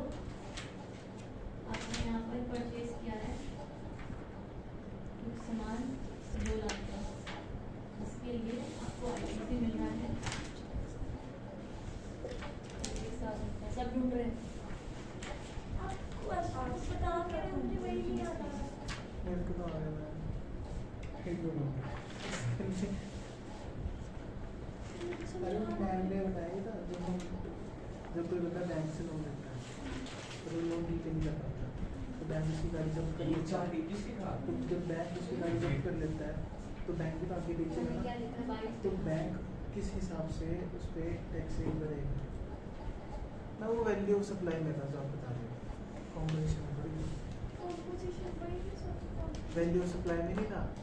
तो वही आपकी जो कॉम्पोजिशन के अंदर हाँ। 2-4 दिन पहले वैल्यू में था। हम्म, तो ज़्यादा है कुछ तो हम तो जब बैंक उसको आगे बेचता था Value मतलब time में नहीं मतलब सप्लाई मैं जाके बड़ा है तो जिस साल में आपको उस साल से नहीं कल तो नहीं था हमारे यहाँ यहाँ तक ये आप समझ में आया? एग्जांपल लिख रहे हो ना। अब एक बंदा कॉम्पिटिशन स्कीम है इन द 22 वाला 1422 से लेकर 31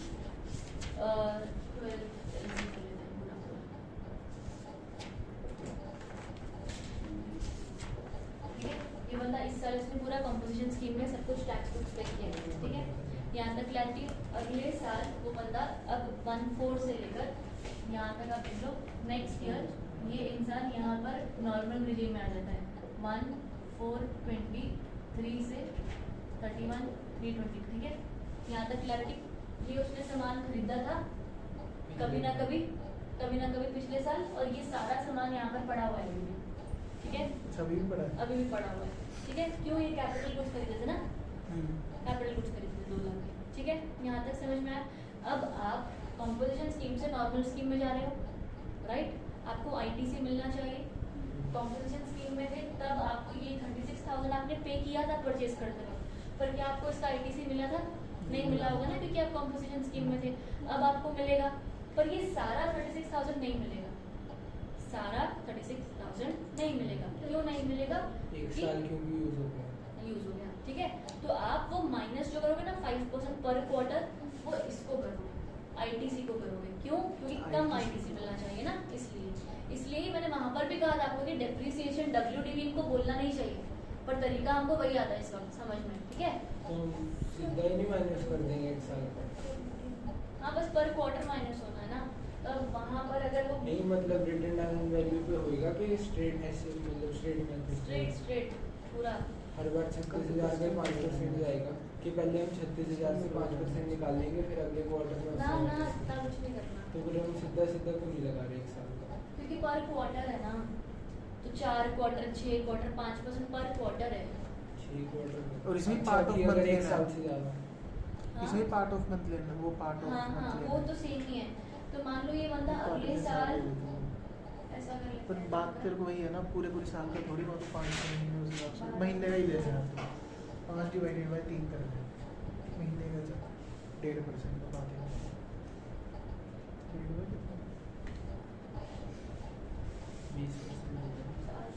साल का 20 हो गया, 12 बाई 20 बाई 20 12 डिवाइडेड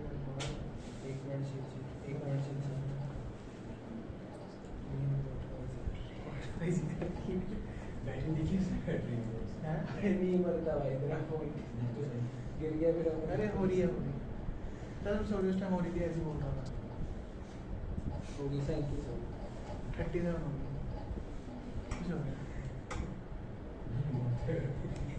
मान लो इस वक्त ना यहाँ पर अगले साल में 38 में रहना भाई वाला लगता है मिनिमम लाइट आती है तो खरड़ भी नहीं आती क्या नहीं बोलूँ यहाँ पर मैं अरे मैं डेट मत ही लिखो भाई लिखनी पड़ेगी ना तेरे को समझाने इस के दिन लिए, को बदनामी नॉर्मल नहीं। रिजीम में गया, इस दिन नॉर्मल रिजीम में गया, ठीक है। 31 नाइट 35 मतलब हम 5 क्वार्टर का देखेंगे है ना, हाँ। अगर क्योंकि यार, एक ये क्वार्टर ना में एक एक काम भी करो। दिन आ गया तो पूरा क्वार्टर मानते ये 30 मत लिखो, इसको आप लिखो 1 अरे लिख दिया 5 लिखो आप, ताकि हमें पता लगे कि अगर इसकी 1 तारीख भी आ रही है ना, 1 डेट भी आ रही है, तो हम उसको पूरा क्वार्टर बना है तो तुझे पता ही है ना। वो बाद में याद नहीं रहेगा ना। करो फिर ये वाला करो, 5 कितना क्वार्टर है क्या है? 5 क्वार्टर है 25% 4/22 है ना और 5 वो है कैलकुलेट कैसे करोगे? आईटीसी तुम्हारा 4/22 कितना है? है 4 ये 5 27,000 आईटीसी वो लेस कितना होगा? 9,000 36,000 में से माइनस क्या करोगे? 5% 36,000 5 क्वार्टर 5% हो गया ना? 36,000 इंटू 5 × 5 5 क्वार्टर? हाँ 5 क्वार्टर है फिर पक्का? कौन से? 5 क्वार्टर ऐसे हालत है 3600 प्लस सच में quarter 3672 प्लस 1800 चलो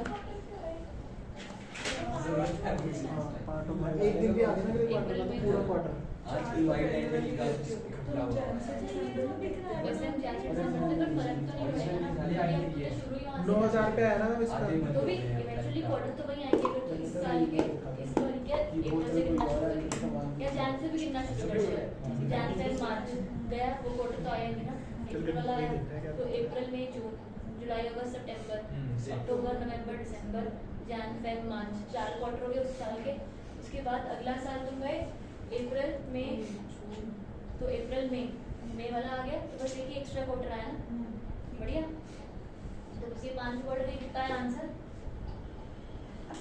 9,000 रुपये 9,000 यस मैम मैम जिस डेट पर आईटीसी टू बी क्लेम्ड हाँ बाकी मैम ऊपर ये वाला डेट सब कौन तो सी वाली देखनी है हमें स्टार्टिंग डेट कौन सी देखनी है जब से मशीन खरीदी गई अच्छा जब से मशीन खरीदी गई क्योंकि डेप्रिसिएशन लगना वहीं से शुरू होता है ना बाकी सारा प्रोविजन एक वाला आएगा ना इसमें हाँ बताओ जल्दी अभी करें आगे जी मैम। 1 मिनट रुकोगे मैम बस हाँ क्यों नहीं करे तुम जाओ उसको फिर मैं जाऊँ अच्छा तो अरे नहीं जाऊंगा बैंक खत्म कराओ फिर इसको मैं वही कह रही हूँ आज तो सबको गलत साबित कर दे क्या आज तो ठीक है सारे बोले जा रहे हैं अरे तुम्हारी बात मैं करता हूँ अरे खत्म कराओ इसको और लिख रहे हैं उसकी याद दिखने वाली मैं यहाँ से एनएन क्या है नॉर्मल क्या होता नॉर्मल स्कीम होगा भावना समझोगे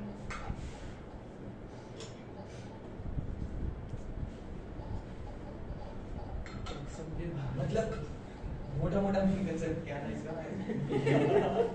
कि 5% माइनस करेंगे और फिर कैची है फिर 5% माइनस करेंगे फिर जितना बचा उतना हम आईटीसी अगले साल मतलब नॉर्मल स्कीम में क्लेम कर सकते हैं पिछले साल की मशीन खरीदी जिस साल तू नॉर्मल स्कीम में गया ना उतने क्वार्टर का 5% माइनस करोगे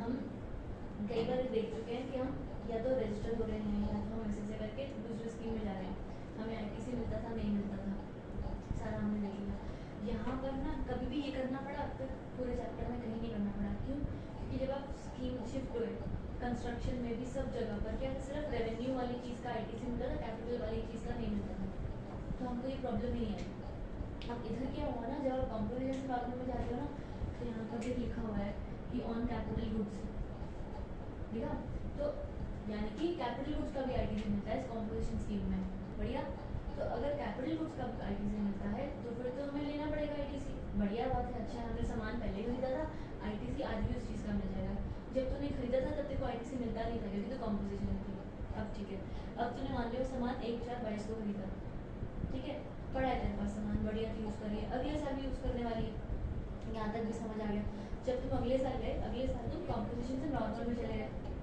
जब नॉर्मल में गए तो आईटीसी मिलेगा ठीक है जब नॉर्मल में गए तो आईटीसी मिलेगा इस चीज़ का ध्यान रखते हैं कैपिटल गुड्स पर भी मिलेगा पर मैंने खरीदा तो पहले था तो अब वो मशीन साल से ज़्यादा घिस चुकी है तो उसका उतना आईटीसी नहीं मिलना चाहिए जितना हमको क्लेम कर रखा है 36,000 का तो कम करना पड़ेगा कम कैसे करेंगे कम करेंगे हम उस हिसाब से जो भी तेरा डेबिट होगा ना आईटीसी उसको तो 5% पर क्वार्टर घटाते हो 5% पर क्वार्टर ठीक है हमने वो मशीन खरीदी है अप्रैल में तो अप्रैल मई जून ठीक है आप अच्छा एक चीज़ का ध्यान रखना कि हमने जब से मशीन लेजी है वैसे क्वार्टर नहीं गिनना होता, हमें गिनना होता है जनवरी फरवरी मार्च से कैलेंडर क्वार्टर गिनना है, ठीक है। उस क्वार्टर में अगर एक भी दिन आ गया ना तो वो पूरा क्वार्टर गिनना है। पहले से क्वार्टर बोला जनवरी मार्च, उसमें एक भी दिन नहीं आया, अप्रैल में जून में आ गया तो एक क्वार्टर हो, मशीन पूरे साल यूज की 4 क्वार्टर हो गए, अगले साल पहुंची मशीन नॉर्मल रिजीम तो कब शिफ्ट हो रही है 1/5 को, अगला वाला क्वार्टर भी आ गया, अगला क्या कहते हैं दिसंबर में जन फेब मार्च, ठीक है, और अप्रैल, हाँ ठीक है ये वाला भी आ गया। वापस से करना पड़ता है लक्ष्य को फोन करो। अरे ये फिर से 4 क्वार्टर और 1 महीना, ये 5वां क्वार्टर। हाँ अच्छा कोई नहीं, पापा भी कर लेना थोड़ी देर 31 में। मार्च तक हमने एक ऑर्डर देखा ना, इसलिए मैं या तो बाहर में दिसंबर क्लास तक में देख ले कर तभी सकता तेरे को हूँ। समझ में आएगा। तो हाँ, जैन से इसके लिए दिसंबर तो मैं कर तक, लेता हूँ। जैन से दिसंबर कितने क्वार्टर है आपके पास? हाँ पर इसमें हाँ वैसे 4 इसमें 3 है। उसके बाद जैन फेब मार्च वाला भी क्वार्टर भी मशीन हमारे पास है, वो सारे क्वार्टर गिनोगे जब तक तुम नॉर्मल नहीं चले जाते। नॉर्मल तुम गए हो इस मई मंथ में, अप्रैल मई मंथ में हो ना, तो वहां तक तेरे पूरे 5 क्वार्टर हो लेंगे, ठीक है। वो सारे क्वार्टर्स का 5%, 36,000 to 5,000 पर क्वार्टर, वो तूने माइनस कर दिया, यहाँ से 9,000 हटा दिया। जब तूने 9,000 हटाया, इतना बचा हुआ आईटीसी तो इस साल अब नॉर्मल में जाएगी तो क्लेम कर सकती है, क्योंकि देखो कैपिटल गुड्स का भी था, रेवेन्यू में प्रॉब्लम नहीं होती, रेवेन्यू में जो बचा हुआ है semi finish goods, raw material जो आपने बेचा नहीं है अब तक, सबका आईटीसी मिल जाता है। जो कैपिटल गुड्स होते हैं उनको डेप्रिशिएट करना पड़ता है क्योंकि वो घिस चुके हैं वाले का। सेम चीज अब एग्जाम्प्ट वाले में हो जाएगी। अब एग्जाम्प्ट जो टैक्सेबल सप्लाई में चले गए तब भी वही चीज है। इसमें देखो। कोटिंग यूज वाला केस भी आएगा क्या? हाँ? कोटिंग यूज वाला केस भी आएगा? इतना नहीं करना वो वाला डेप्रिसिएशन वाला, ये बोल तो रही डेप्रिसिएशन है ही नहीं। जैसे यहाँ पर ये लिख दें सेम एज कंपोजिशन। हाँ डी वाले क्योंकि देखो अब तक हमने कहीं पर भी देखा ना कैपिटल गुड्स नहीं था, फर्स्ट में नहीं है, सेकंड में नहीं है, थर्ड में कंपोजिशन में आ गया ऑन कैपिटल गुड्स, इसलिए उसको 5% पर क्वार्टर से घटाया। Switch from exempt to taxable, देखो second last line on capital goods exclusively for exempt supply. तो अगर तुम दोनों तरीके के गुड्स यूज करते हैं, दोनों तरीके का सप्लाई करते हैं, जहाँ पर एग्जाम भी था सप्लाई भी था, जो एग्जाम वाला होगा वो ही घटाओगे ना, दूसरे का तो आईटीसी तुम्हें पहले ही मिल रहा है, उसकी तो कोई प्रॉब्लम ही नहीं है। आ रहा है पक्का ना? तो बस यहाँ पर भी न्यूमेरिकल इतना ज़्यादा नहीं आएगा जितना मैंने करवाया है, प्लीज अंडरस्टैंड। तुम्हें बेसिक कॉन्सेप्ट क्लैरिटी चाहिए यहाँ पर सिर्फ। 5% पर क्वार्टर ये भी घट जाएगा, आया समझ? अगला सेकंड पॉइंट देख लो, a registered person shall not be entitled to take input tax credit under subsection 1 in respect of any supply of goods or services or both to him after expiry of 1 year from the date of issue of tax। मतलब 1 साल तक आपको अगर बोला कि अगर आपको input tax credit चाहिए तो उसी ही सामान का इनपुट टैक्स क्रेडिट मिलेगा जो आपने कम से कम 1 साल पहले खरीदे हो। अगर बहुत ही पुराने 5-5, 6-6 साल पुराने तो उसका नहीं मिलेगा, ठीक है। फिर next where there is a change in the constitution merger amalgamation, ठीक है ना, तो नई जो इनपुट टैक्स क्रेडिट पिछली वाली पहले कंपनी को पढ़ा था है याद ही वो नहीं, मर्ज मिक्स हो अमालगमेटेड जाएगा। कंपनी को भी मिल जाएगा। यहाँ तक क्लैरिटी है? बताओ पक्का एवरीवन क्लियर एकदम? Fourth point reversal for composition exam supplies. Reversal क्यों? कि वो दोबारा अगले Normal साल से composition में जाना है। के लिए उसमें लिमिट्स कमी करनी। अब उल्टा होगा तो रिवर्स हो जाएगा।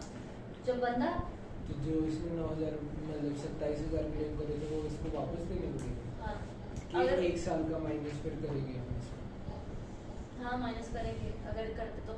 ये तो तेरा वो है ना, 1 साल का माइनस क्यों करेगा? क्योंकि तू मशीन से थोड़ी देख रहा है, तूने जितना गवर्नमेंट से ले लिया है 9,000 में तो वापस कर रहा है। मान ले तू गवर्नमेंट से तो 27,000 ले लिया ना, 9,000 छोड़ दिया हाँ 27 वापस कर देगा पूरा फिर। पूरा ही, मतलब जिस साल हम नॉर्मल में रहे थे उस साल का ना कुछ माइनस नहीं करना चाहिए ना इस साल में। अरे पर ये वाली अमाउंट मशीन पर थोड़ी डिपेंडेंट थी। आईटीसी पर थी वो मैं मान रहा हूँ, बट 1 साल का तो मिलना चाहिए ना। तेरी जिस बात साल हम हाँ normal तेरी बात में सही है, पर मेरी बात समझ कि ये हमने क्यों किया? क्योंकि आपको आईटीसी मशीन के हिसाब से मिल रहा था, है ना, और हमने मशीन की वैल्यू घटी और ये सब कुछ हो गया। तो अगले साल भी आईटीसी लेगा तभी भी 5% पर क्वार्टर के हिसाब से ही लेगा ना, जब दोबारा लेगा तब भी करेक्ट, वो भी हमने देखा। तो जितना तू गवर्नमेंट से आईटीसी ले रखा है और तुम नॉर्मल रिजीम में आ चुके हो उतना ही आईटीसी रिवर्स करना है सिर्फ, तो वो अपने आप ही इफेक्ट जो तो जिस बात तू कर रहा है वो अपने आप इफेक्ट आ जाएगा अंदर। एक बार पढ़ो रिवर्सल वाला। Where any registered person was availed for input tax credit opts to pay tax under section 10, मतलब क्या हुआ? बंदा उल्टा है ना, नॉर्मल से कंपोजिशन जा रहा है, उल्टा कर रहा है, तो जो आईटीसी अवेल्ड है वो रिवर्स करेगा। ठीक है, और where the goods or services are both supplied by him become wholly exempt, he shall pay an amount by way of debit in the electronic credit ledger or cash ledger equal to the credit of input tax rate is bit of held in stock of inputs contained in semi-finished ये and on capital goods reduced by ये such percentage, तो कह रहा था reduced by such percentage points as may be prescribed on the day immediately preceding the date of exercising of such option as the case may be on the date of exemption.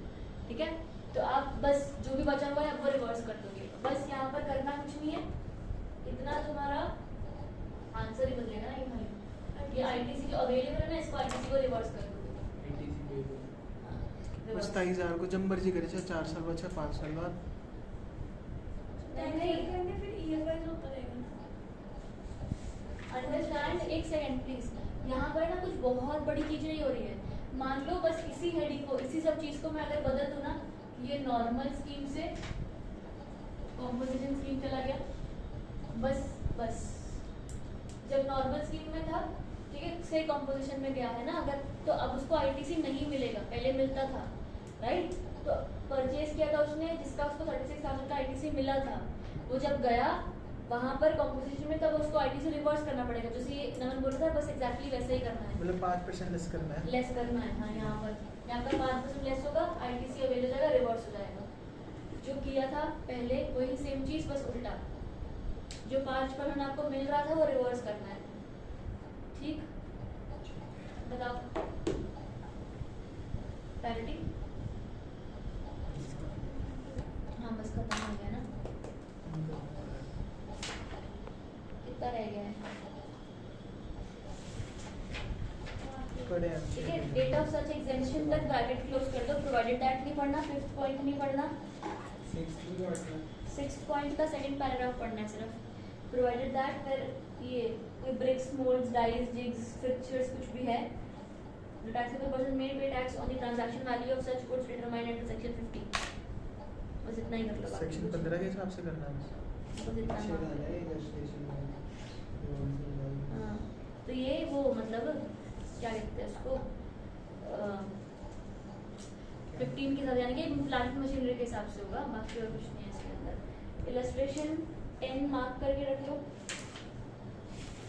ये पढ़ लेंगे, करना ही पड़ेगा तुमको। 11th भी करनी है, 12th काट दो, 13th भी करनी है। हाँ ठीक है, नेक्स्ट 19th सेक्शन आ जाओ। Taking input tax credit in respect of inputs and capital goods sent for job ये वर्क। जॉब वर्क काट। नहीं, जॉब वर्क नहीं पढ़ना। जॉब वर्क मतलब क्या हुआ? मतलब जॉब पे वर्क करना। किसी और जगह से हमने कोई काम कराया आपने उसके कोई चीज जिसमें सब क्या दोनों चीज होती है, मटेरियल भी होता है और सर्विस भी होती है, जॉब वर्क। ठीक है, तो अगर ऐसा कुछ start the explain job work और ट्रीटमेंट का process which is undertaken by one person who may or may not be registered, while treatment and processing are commonly understood as services. There is no implication that job work is purely service or that goods would not be used for such treatment or processing. However, section 12 Article 8 से जाना। Next आओ, statutory provisions job work के क्या हैं? खाली इतना मतलब लिखा है, जॉब वर्क होता क्या है भाई, आप क्या करो, ट्रीटमेंट प्रोसेस होगा, कुछ भी अंडरटेकन बाय वन पर्सन, भले वो रजिस्टर्ड हो या ना हो, क्योंकि एक्चुअली जॉब वर्क है, बस कुछ नहीं। उसके अलावा नेक्स्ट सेक्शन 19.1 टैक्स, अच्छा इसे है क्या, tax input credit in respect of inputs and capital goods sent for job work.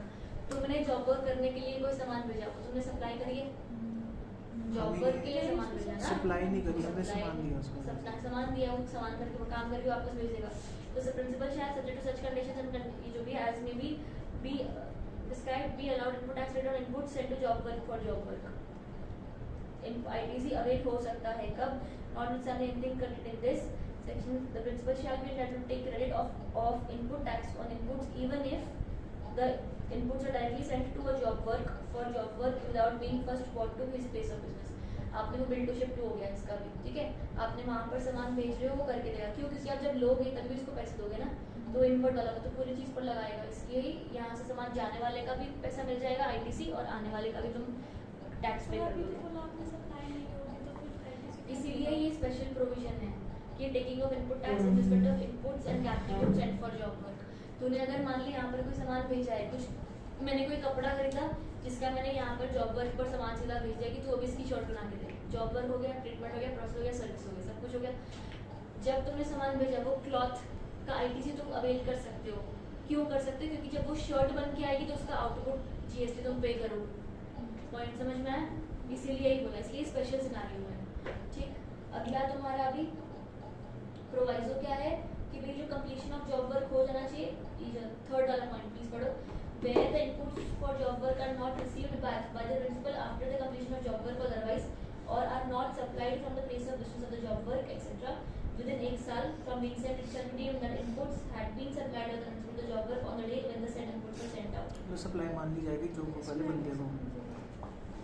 मतलब इसमें यही है कि जॉब वर्क करके जो वापस आ रहा है, जो वो सर्विसेज उसने दी है हमें, उस पर हम आईटीसी क्लेम कर सकते हैं ना।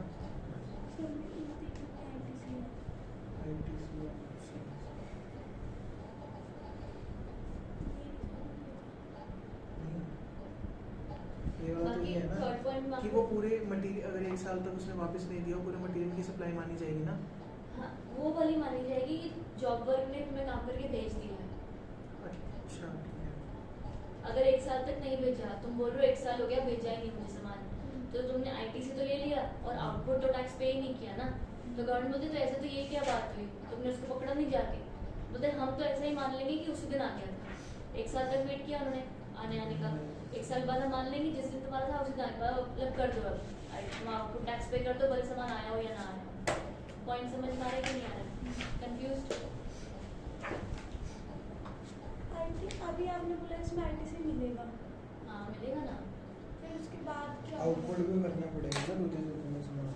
मैंने देखो कुछ ये किताब दी कि इसको पब्लिश कुछ काम करके दे, ठीक है, इसको बाइंड करके दे, बढ़िया। मैंने ये किताब खरीदी और तुझे भेज दी। मान ली लीगल वाले बहुत सारा करते हैं ऐसा, बाहर से सामान आता है, किताबें आती है, बाइंड करवाते हैं, ठीक है। अब जो बंदा बाइंड कर रहा है वो जॉब वर्क कर रहा है, ठीक है। जो किताब मैं खरीदूंगी वो मेरा फर्दरेंस ऑफ बिजनेस है, उसका मुझे आईटीसी मिलेगा। सब कुछ है ना, सब कुछ होना भी चाहिए ना। पर्सनल वाला है तो सब दिक्कत आ जाएगी। इसलिए आप मान लो फर्दरेंस ऑफ बिजनेस है, आपने सामान बुक खरीदी, जो आपको आईटीसी है उसका आपको आईटीसी मिल जाएगा। अब मैंने तुझे किताब दे दी, जब तू मुझे वो देगी तो उसका वो बाइंडेड किताब या जो भी वो तरीका है उस हिसाब से उस पर दूसरा वाला आउटपुट जीएसटी भी लग जाएगी, क्योंकि तू भी तो जीएसटी पे करवाएगी ना मेरे से, तो मैं तेरे को पैसे दे दूंगी।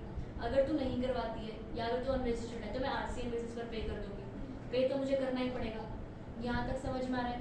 अब लेटर ऑन हमने क्या कहा कि मान लो तुमने मुझे 1 साल तक किताब वापस दी ही नहीं बाइंड करा, तो जीएसटी वाले बोलते हैं कि ये फिर तुम्हारी गलती है, उसकी गलती है, तुम जानो, तुम्हारा काम जाने। हमें तो आउटपुट पर टैक्स चाहिए क्योंकि तुमने इनपुट पर क्लेम करा है, राइट। तो अगर ऐसा हो गया 1 साल तक सामान वापस ही नहीं आया, तो हम मान लेंगे कि जिस दिन तुझे किताब भेजी थी उसी दिन वो किताब वापस आ गई थी, तूने हमें बताया ही नहीं। पर जब हमारे पास अभी किताब वापस ही नहीं आई, हमने तो उसको आगे बेचा नहीं, मतलब तो फिर आउटपुट किस चीज़ पे बनेगा? उसका तो है ना यार, ये मैं इसको तो पैसे दूंगी ना और ये गवर्नमेंट को पे करेगी, वो हो गया ना। ये ना वो है थोड़ा सा एचडी वाला फालतू का है, पता नहीं क्या। आपको इस फ्लो चार्ट से पढ़ना चाहिए था, ये सेम छोटे से। चलो पढ़ो। पहले कहाँ था इतनी देर से? ये देखो साइड वाले पेज भी हो गए, तो बोल नहीं सकता था। अरे मेरे को लगा कुछ एक्स्ट्रा होगा, लेकिन मैं तो वेट कर रहा था। चलो यहाँ तक डन है। अगर तुम्हारा कैपिटल गुड्स है तो वो जो 1 साल है वो 3 साल है बस, आई थिंक सो। हाँ ये बात नहीं है इसको चार नहीं है ना, दोनों है। 3 साल लो चार्ट है भाई, अगले पेज पे पढ़ जाएंगे। ये तुम्हारे को बताना चाहिए था। हमने तो सीधा ही बता दिया। हमने तो सीधा बता दिया अभी, हमने थोड़ी टाइम वेस्ट कराया ना आपका। Everybody clear about it? अब जल्दी कराओ, बस लेसन खत्म नहीं किया, फटाफट। सेक्शन 20 आईएसडी मैम पीछे फ्लो चार्ट है ना, सेक्शन 20 नहीं, वो अलग है यार, ये सब नहीं है।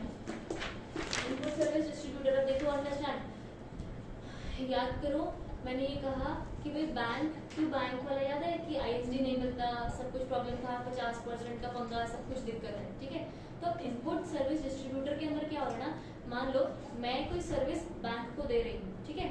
जब मैं कोई सर्विस बैंक को दूंगी, पर यार आप ये सोच के देखो कि वो सर्विसेज बैंक को तो मिली ही नहीं है ना यार। अंडरस्टैंड मैं बता रही हूँ क्या एक चीज़ होगा। सजेस्ट करूँ, हाँ 5 मिनट का ब्रेक लें, सिर्फ 5 मिनट का ले लो। ले लेना, क्योंकि आप थक गए हो शायद।